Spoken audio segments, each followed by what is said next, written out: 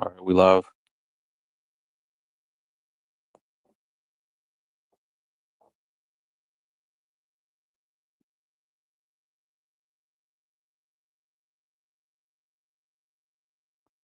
Bear with us. Having a little technical difficulty. Brother Yuan should be with us here shortly.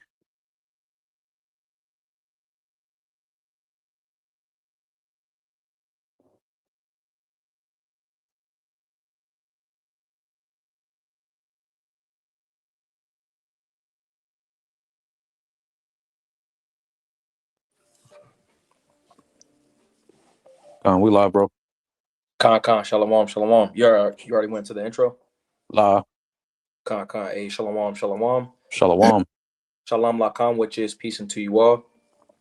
Anachanawaha Baruch Allah with the Hebrew Israelites coming to you week in and week out through the spirit and power of Yahweh Bahasham, Yahweh Shai, to preach to you so-called Negroes, Latinos, Native Americans, West Indians, Haitians, and Israelite foreigners. Nachamatam, Kaya, Hamalakata Shemayim, Kwara, repent ye for the kingdom of heaven is at hand.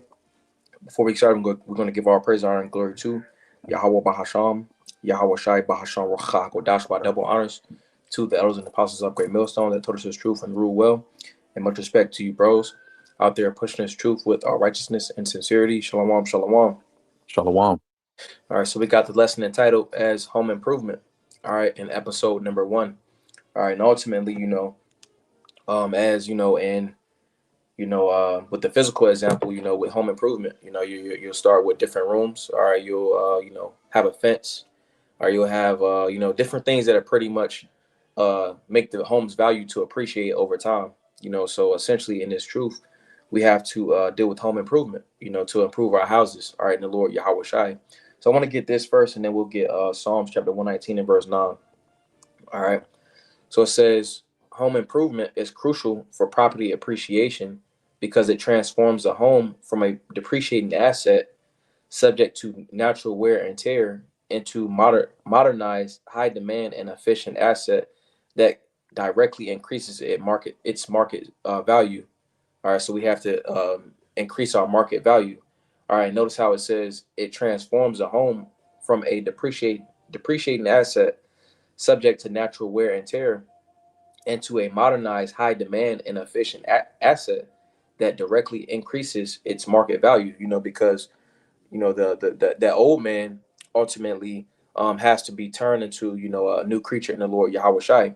So it says, while market trends can lift a home's value, strategic renovations allow homeowners to directly command higher prices by addressing buyer preferences, enhancing curb appeal, increasing functional square footage, and improving structural longevity. So even in like construction, they got different things like called like structural loads are different factors that will ultimately affect the home and make it depreciate over time. All right, so same thing with the wisdom, because ultimately we have to make our homes appreciate over time. That's why the scriptures say, to put off the weak nature. So could we start with that? Second Esdras chapter 14 and verse 13. So, Second Ezra 14 and 13. Mm-hmm. This is Second Ezra chapter 14 and verse 13. And it reads, Now therefore set thine house in order, and reprove thy people, comfort such of them as be in trouble, and now renounce corruption. Mm-hmm. So it says, now therefore set thine house in order and reprove thy people, and it says it in order, because the Lord said, let all things be done decently and in order. So it says, now therefore set thine house in order. Scriptures tell us, Isaiah 58:1, cry aloud, spare not, lift up thy voice like a trumpet, because the Lord is ultimately filling up those breaches. All right. And in that process, all right, the prophets have to bring out the word, all right, to the rest of the nation, of Yasher Allah. All right, but before that process, we have to look at ourselves inwardly. All right. So it says, now therefore set thine house in order. And how we do that ultimately is by making our houses appreciate, cleansing our spirit, through the spirit. We have to look at the things we have to work on before, we ultimately can bring them out to Jake. All right. So it says, now therefore set thine house in order and reprove thy people. All right, we ultimately reprove ourselves and we reprove our people by bringing out these scriptures. It says, comfort such of them as be in trouble. I'm gonna get a quick precept. This is Isaiah This is Isaiah chapter 40 and verse 1. It says, comfort ye, my people, saith the Lord. Excuse me, saith your power.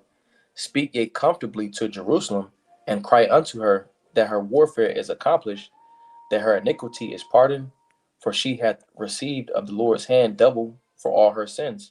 So ultimately we have put ourselves into this predicament because we sinned against our power. All right. And it says, reading in the back in the middle, it says, cry unto her that her warfare is accomplished. So being that, we sin, all right, our houses are ultimately in a very low state. It's low vibrational. All right. So, before coming into this truth, all right, so Mm-hmm. ultimately subscribing to the Lord Yahweh Shai Hamashayach, subscribing to the comfort, subscribing to that speech, or that comfortable speech, or going into the scriptures. That's ultimately what makes our houses appreciate over time, because when we're going to ultimately what it is that is going to be comprised in that house is going to be those different chambers. I'm gonna get this precept real fast, and then I'm gonna go back to Second Esdras. This is Proverbs chapter 24, and we'll get verse 3. Excuse me, Proverbs 24 and verse 3, and it says, through wisdom is an house builded, and by understanding it is established. So our house can be likened to our spirit. So it says, through wisdom is an house builded, and by understanding it is established. So understanding ultimately allows for us to be rooted, all right, to be rooted in the Lord Yahweh Shai. And that word for understanding goes into the ability to discern, all right, using the wisdom to be able to discern, between, what's good and what's not, because that goes into the fear of the Lord. That's one of those rooms that's inside that house. All right. So it says, verse 4, and by knowledge shall the chambers be filled with all precious and pleasant riches. It says, a wise man is strong, yea, a man of knowledge increaseth strength. All right. So bring back to verse 4, it says, and by knowledge shall all the chambers be filled with all precious and pleasant riches. So the rooms, the chambers, because that word for chambers goes into the room. All right. This word for chambers in Hebrew will be chadar yam, and it says chamber, room, parlor, innermost or inward part within. So what's within inside that house? what's within inside that house is going to be those precious and pleasant riches, which ultimately go back to the scriptures. All right, the fear of the Lord. All right, knowledge, understanding. All right, discernment. All right, all of those are going to be inside those rooms that essentially make the house to appreciate over time. Mm-hmm. Could we get actually let me get this, and we'll get that. God. This is Second Ezra chapter 14 and verse 13. Finishing out, it says, now therefore set thine house in order, all right, through the wisdom, through the fear, through the knowledge. It says, and reprove thy people, comfort such of them as be in trouble. Isaiah 40 and verse 1 and 2, we got those. Essentially this word acts as a comfort, all right, in these troubling times that we in right now. So it says, and now renounce corruption. All right, let me get another precept. You had something, bro? No, you go ahead. Okay. This is Ecclesiastes chapter 10, and we'll get verse 18. It says, now renounce corruption. This is Ecclesiastes chapter 10 and verse 18. It says, by much slothfulness the building decayeth, and through the idleness of hands the house droppeth through. So we have it's an active process. As the apostles and elders and elder brothers go into. All right, we got to continually stay moving. We have to stay active. And when you go into the scriptures, how an actual house would stay afloat is it wouldn't go into all right, well, you replace the whole thing at one time. It's an active process. All right, well, this wall is messing up. All right, well, it needs to be replaced right now. All right, well, the carpet is messed up. All right, so replace the carpet right now. So it's an active process. The Lord said, occupy until I come. That's a part of the home improvement, staying on top of the things that have to be done. May I get something for you real quick? Yeah, you got it. Because like you mentioned, it's an active process. You got to constantly be replacing things. If you want your house to maintain its value, in the market, you're gonna have to constantly be updating things because things decay over time. You have Mm-hmm. mold on the walls. You have things starting to decay, and especially with mold, you got to cut that out. And replace it. You can't just paint over it. You see. But I got this for you. This is Matthew 23 and verse 25. This is going into what Yahushua told the Pharisees. But it says, woe unto you, scribes and Pharisees, hypocrites, for ye make clean the outside of the cup and of the platter, but within you are full of extortion and excess. It says, thou blind Pharisee, clean first that which is within the cup and platter, and the outside of them may be clean also. So pretty much what it's saying here is you got to clean the whole thing. You got to start from the root of the problem, and that's where it starts, the inward man, right? Cleaning out that inward man. And then, you start to build, and that's where that value, starts to appreciate over time, because you're not just painting over it, just like we mentioned, the mold on the wall, you're not just painting over it. You're actually removing that out of the way. So that way that rot, that decay won't spread throughout the rest of the house.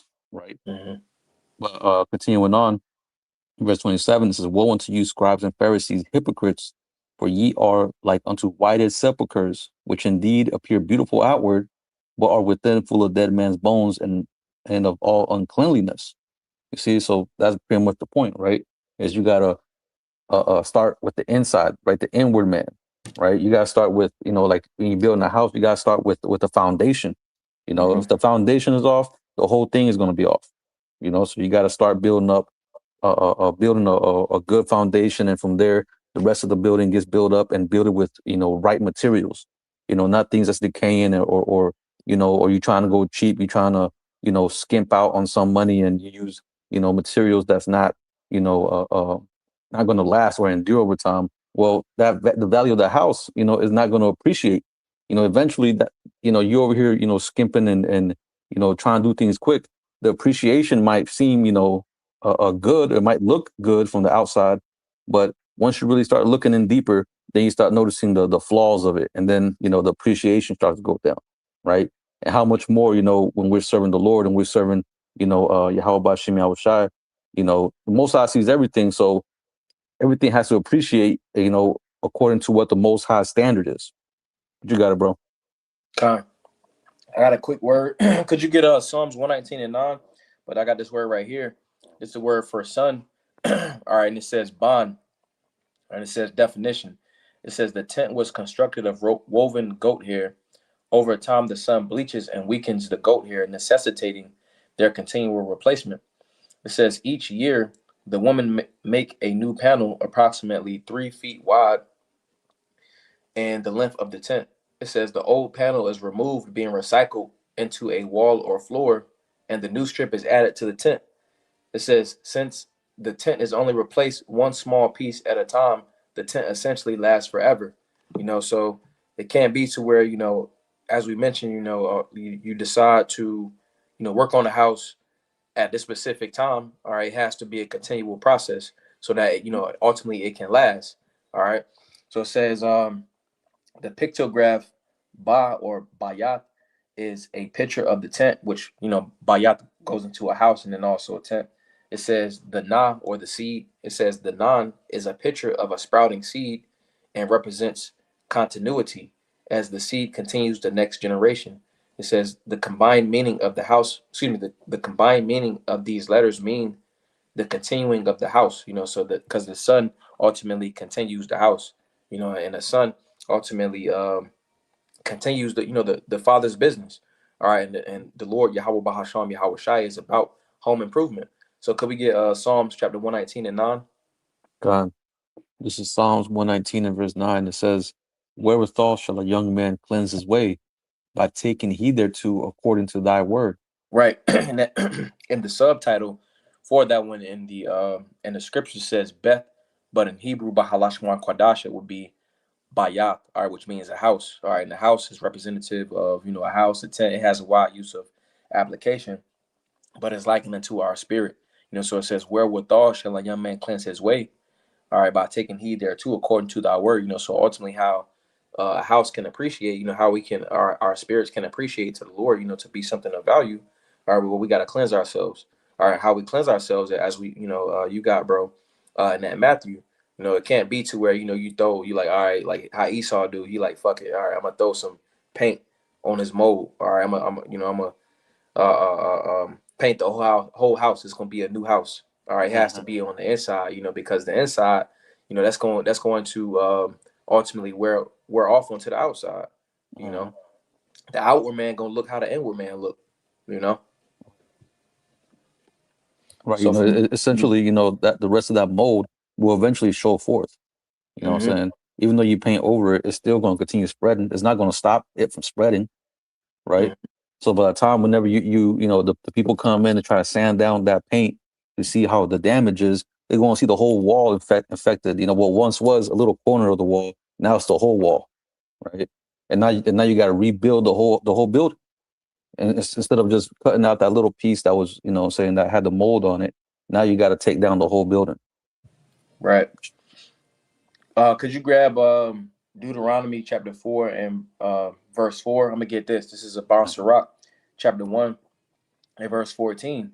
And it says verse 13. All right, because again, we're going into those different rooms. All right, the things that are ultimately going to allow for our spirits, for our house to ultimately appreciate over time, to be an asset versus a liability. Verse 13, Bonsarat 1 and 13. Whoso feareth the Lord, it shall go well with him at the last, and he shall find favor in the day of his death. To fear the Lord is the beginning of wisdom, and it was created with the faithful in the womb. All right, it says to fear the Lord is the beginning of wisdom. It ultimately will be wise to fear the Lord, because it's going to keep us out of harm's way. It's going to keep us from, being judged. All right. It says she hath built. It says she hath built an everlasting foundation with men. Going into how you brought out, that foundation got to be good, because if the foundation is faulty, well, the whole house is going to fall. And being that, we're ultimately going back to Psalms 119 and 9 says, wherewithal shall a young man cleanse his way, by taking heed thereto according to thy word. So ultimately by having faith in the Lord Yahweh Shai, all right, and keeping the Lord Yahweh Shai as our ultimate foundation, all right, ultimately, we'll be able to continue. All right. Verse 15, it says, she hath built an everlasting foundation with men. All right, that's, that the foundation being the Lord Yahweh Shai. It says, and she shall continue with their seed. To fear the Lord is the fullness of wisdom, and filleth men with her fruits. All right, read it again. To fear the Lord is the fullness of wisdom. So in totality, the fear of the Lord is ultimately, says to fear the Lord is the fullness of wisdom. All right, so in totality, wisdom is the fear of the Lord. Doing what the Lord says to do and not doing the things that he told us not to do. All right, that ultimately is wise. That will make one wise. All right, Mm-hmm. versus, on the contrary, Esau Edom say, well, if you get a degree, if you read this amount of books, if you do this, you do that, you take this test, you'll be a wise person. Your IQ, intelligence, quotient or whatever they call it, the IQ thing, if it's high, that means that you're wise. No, the fear of the Lord makes you wise. Mm-hmm. So it says to fear the Lord is the fullness of wisdom, and filleth men with her fruits. All right, and going back into the fruits represent the works. So if one is filled with wisdom, the works, what that man produces is ultimately going to be righteous, fruits, righteous productions, being productive in the spirit. So it says she filleth all their house with things desirable, and the garners with her increase. All right. So going back to Proverbs 24 and it was, let me see, Proverbs 24 and verse. This is Proverbs 24 and verse 3, verse 4. And by knowledge shall the chambers be filled with all precious and pleasant riches. Now reading back Bonsarat 1 and verse, we have verse 17. It says, she filleth all their house with things desirable. All right, those things desirable, as we mentioned before, all right, the knowledge of the scriptures, faith, fear, wisdom. All of those represent those houses. Those, not the houses, all of those represent the rooms that's going to be a part of that inward man, Mm-hmm. you get that. Deuteronomy 4 and verse 4. But ye that did cleave unto the Lord your power are alive, every one of you this day. Yep. And that word for cleave, it says dabak, and it says clinging, adhering to, joining. It says adhering, so adhering unto what the Lord has told us to do. Though it says, but ye that did cleave unto the Lord, your power are alive, every one of you this day. All right, because that goes into the fear of the Lord. All right, because it said the fullness of wisdom pretty much went into the fear of the Lord. So that's ultimately how we show that we are adhering to, we're clinging unto the Lord by abiding by the house rules. Mm-hmm. That's part of Deuteronomy what is it, 28 verses 15 on down. Oh, is it, yeah, 28 verses 15 on down, right? You know, if we were to transgress against these laws, you know, we will understand that these curses will fall upon us. You know, and that's the fear of the Lord. Knowing and understanding that the Most High is a man of His word. That you know that if we do go off, that you know He's gonna punish us, man. But if we maintain and keep the law, statutes, and commandments, and do what the Most High demands of us, that He's going to reward us, right? But like you said, that's all. That all goes back to the fear of the Lord. You know, if you don't have the fear of the Lord, you know, you're going to do whatever. You know, you pretty much are going to be willful. You're going to do whatever you know your eyes desire, your flesh desires, and ultimately, you know, it's going to bring upon you nothing but evil. You know, it might seem good at first, but down the line, you know, you're going to start receiving uh, uh, uh, or start facing the repercussions of your actions, right? Same thing as like we mentioned in the house, right? If you don't clean the walls, if you don't clean this, if you don't clean that, or fix this or fix that, eventually you're going to be living a damn a rundown house, right? And then whenever you try to sell the house, you ain't going to get shit for the house. Right. But continuing on, Deuteronomy 4 and verse 5. Behold, I have taught you statutes and judgments, every one of the Lord, Salakia, even as the Lord my power commanded me, that ye should do so in the land, whether ye go to possess it. Mm-hmm. Verse 6. Keep therefore and do them, for this is your wisdom and your understanding in the sight of the nations, which shall hear all these statutes and say, surely this nation is a great, is a wise, Salakia, this great nation is a wise and understanding people. Right. So it says, keep therefore and do them. You know, so to keep. All right. That word in Hebrew is shamar. You know, to keep, to guard. All right. To ultimately, because going into that same word, you know, to keep and guard, because it's ultimately our life right there. That's what's ultimately keeping us alive, by observing. That word also goes into to observe. You know, because you have to, you know, watch. All right. What do I have to, you know, fix in my house? What room needs to be fixed? You know, because that also goes into the fear of the Lord. It says, keep therefore and do them. Do is a present word. It's active. You know, that means to, you know, to continually do it. All right, because it's not a stopping process. Ecclesiastes 12 and 13 says that, you know, ultimately we was made to fear the Lord. You know, but it says, keep therefore and do them, for this is your wisdom and your understanding in the sight of the nations, which shall hear all these statutes and say, surely this great nation is a wise and understanding people. You know, so that goes back to the point that I have brought up in the spirit. Ultimately, you know, Esau's system, he'll say, well, you got to take a IQ test. Well, right here it says that surely this great nation is a wise and understanding people. So that's the true IQ test right there. You know, that ultimately shows if someone is wise, if they're fearing the Lord, you know. I was thinking of that quote by I can't remember his name. I think it was Teddy Roosevelt. How he said that you know a thorough understanding of the Bible, you know, is greater than the college degree. Mm-hmm.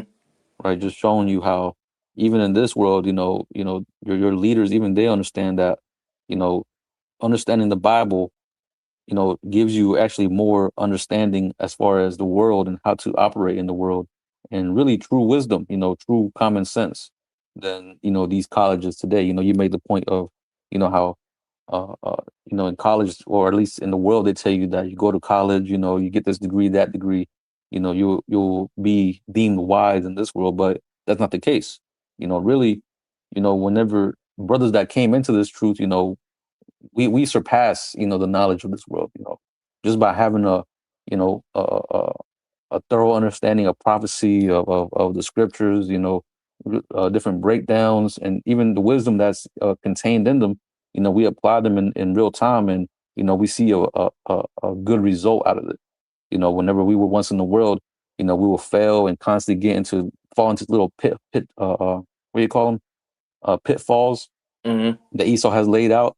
And you know, Jake will be through and don't know how to get out of it. You know, and Esau will give you a so-called throw you in a path to escape, but eventually it just leads you down a deeper hole. But with this truth, you know, we're able to actually have that ladder to get out of those pitfalls and actually operate and see the pitfalls as we navigate.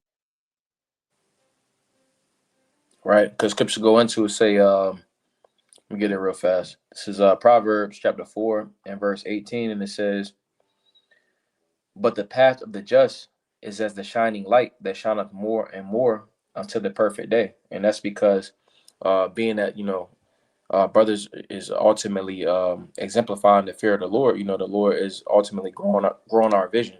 So we can see more. That IQ is shooting up. Going into that home improvement. Uh-huh. Could you get Matthew 7 and verse 24 to verse 27? I'm gonna get this real fast. This is Psalms chapter 1 and verse 1. In the subtitle, it says the righteous and the wicked contrasted. So it says, blessed is the man that walketh not in the counsel of the ungodly, nor standeth in the way of sinners, nor sitteth in the seat of the scornful. All right, reading it again. Blessed is the man that walketh not in the counsel of the ungodly. And scriptures tell us to keep our conversation, our conduct, how we walk, blameless. All right. We're traveling, we're being active. We're those houses that are being active. All right. It says, nor standeth in the way of sinners, nor sitteth in the seat of the scornful. And notice how the latter part of that verse goes into standing and sitting. All right, both of those are something that's being idle, being still. All right, those in the world, they're still their idle. All right, in whatever facet of life that Esau has given unto them. All right, and that's ultimately why they aren't able to grow. They're not ultimately able to improve. They're stagnant. Verse 2, but his delight is in the law of the Lord, and in his law doeth he meditate day and night. Because that's the rule book. All right, and we ultimately delight in the law of the Lord. Because uh, we're focused on bettering ourselves. Going to glory to glory. Right. Verse 3, it says, and he shall be like a tree planted by the rivers of water, that bringeth forth his fruit in his season. His leaf also shall not wither, and whatsoever he doeth shall prosper. All right. In which it says he shall be like a tree planted by the rivers of water. All right, so a tree planted by the rivers of water is ultimately showing forth of life and abundance. All right, because a tree that's by water, is connected to the source. All right, and the Lord Yahweh Shai is our source. Let me get another one real fast because that's twofold. This is John chapter 7 and verse 38. All right, and it says, he that believeth on me, as the scripture hath said, out of his belly shall flow rivers of living water. And those is ultimately believing on the Lord Yahweh Shai are going to have the mindset of home improvement, but then also bringing out the scriptures. Because as we got in Second Esdras chapter 14, it said, set thine house in order and reprove thy people. Comfort such as our. I'm gonna get it real fast. Second Ezra chapter 14 and verse 13. It says, now therefore set thine house in order and reprove thy people, comfort such of them as be in trouble. All right, by bringing out these scriptures, and believing in the Lord Yahweh Shai, we ultimately can, bring out the scriptures and comfort the rest of the elect, Mm-hmm. But yeah, it says, reading it again, John 7 and 38, he that believeth on me, as the scripture hath said, out of his belly shall flow rivers of living water, because this word is ultimately going to flow out of us, Right. A living conduit. Mm-hmm. Just like when you see, a river that's stagnant, it's death all around it. It stinks. It produces this nasty smell. A bunch of bugs and shit just swarming around, and really no life. It really can exist around it besides these nasty creatures like toads and frogs and all these nasty things. But when you see a actual a flowing river, you will see trees growing on the sides of the river. You'll see greenery, and even the air that you breathe will be fresh. you know but something that's stagnant, it just won't produce life, right?